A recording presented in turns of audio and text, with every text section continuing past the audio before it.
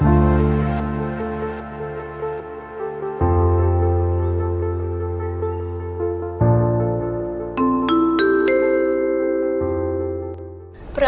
para penumpang yang terhormat.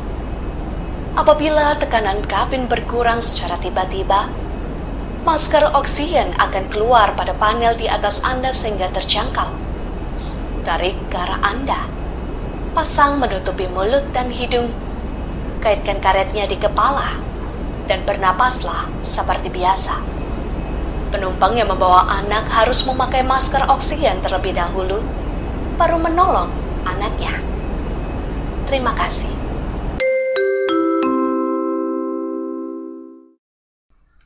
Kita akan mendengar langkah prosedur keselamatan seperti ini pada saat kita akan melakukan penerbangan bersama sebuah maskapai. Namun, prinsip menyelamatkan diri sendiri baru menyelamatkan orang lain bukan hanya kita bisa pakai pada saat kita melakukan penerbangan bersama dengan maskapai, tetapi juga pada kehidupan kerohanian kita dan juga orang lain. Yohanes 4 ayat 14 berkata, "Tetapi barang siapa minum air yang akan kuberikan kepadanya, ia tidak akan haus untuk selama-lamanya. Sebaliknya, air yang akan kuberikan kepadanya akan menjadi mata air di dalam dirinya yang terus-menerus memancar sampai kepada hidup yang kekal." Dari percakapan Tuhan Yesus dengan perempuan yang ada di pinggir sumur ini, kita dapat mengetahui bagaimana latar belakang perempuan ini. Ternyata dia adalah seorang perempuan yang memiliki banyak suami dan dia adalah seorang Samaria. Biasanya orang Yahudi tidak bergaul dengan orang Samaria. Memang dahulu orang Samaria itu juga adalah orang-orang Yahudi. Tetapi pada masa pembuangan, ada di antara mereka yang melakukan kawin campur bersama dengan bangsa yang tidak mengenal Allah. Maka lahirlah keturunan Belesteran yang dinamakan Samaria. Bagi orang Yahudi, kawin campur merupakan sebuah kejahatan yang tidak bisa diampuni. Karena itulah banyak orang yang memandang rendah perempuan ini.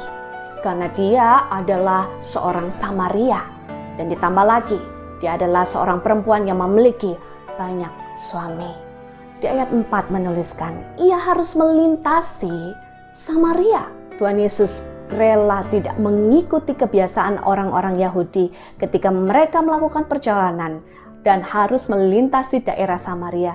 Mereka memilih untuk memutar perjalanan mereka. Supaya apa? Supaya mereka tidak melintasi daerah Samaria. Tetapi Yesus, sang air hidup itu, tetap menginginkan untuk melintasi daerah Samaria menuju ke tempat yang ia tuju. Keharusannya melintasi Samaria itu tidak lain tidak bukan karena Yesus ingin menjangkau perempuan Samaria itu dengan kasih-Nya. Meski perempuan Samaria itu tidak mau disinggung tentang dosanya dan ia selalu berkelit ketika berkata-kata berbincang dengan Yesus, tetapi Yesus selalu mengungkapkan kasih-Nya. Ia menjangkau dengan belas kasih-Nya. Dan kasih itu melampaui dosa orang yang dipandang hina ini. Tidak ada satupun dosa yang bisa kita tutupi di hadapan Yesus. Dan di akhir percakapan itu kita tahu bahwa perempuan Samaria ini akhirnya mau menerima sang air hidup itu.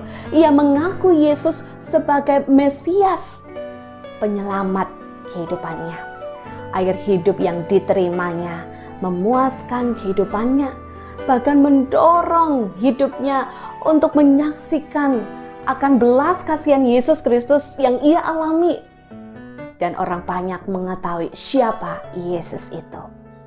Mungkin kita seringkali tidak suka disinggung akan dosa dan kesalahan kita.